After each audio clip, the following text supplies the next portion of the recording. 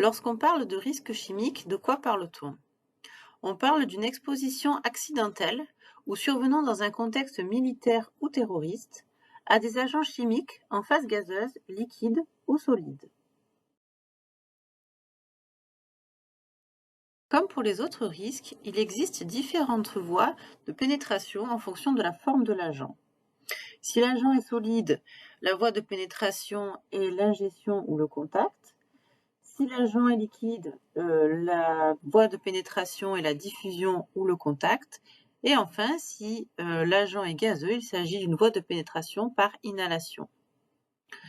Pour se protéger, il est très important d'utiliser des équipements de protection étanches, car il faut isoler la peau, les muqueuses et les voies respiratoires.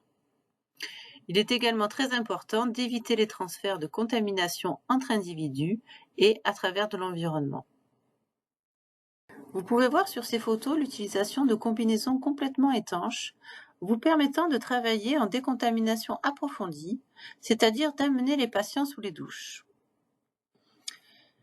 Ces combinaisons complètement étanches sont des moyens de protection respiratoire et cutanée. Elles sont composées de gants en butyle, de sous-gants en coton, de surbottes, de masques avec cartouches filtrantes à large spectre, et un adhésif est utilisé de type tarlatane pour assurer l'étanchéité entre les différents éléments de l'équipement de protection. Ces procédures d'habillage et de déshabillage sont établies au préalable. La vérification de l'étanchéité de la tenue est nécessaire, ainsi que le travail en binôme.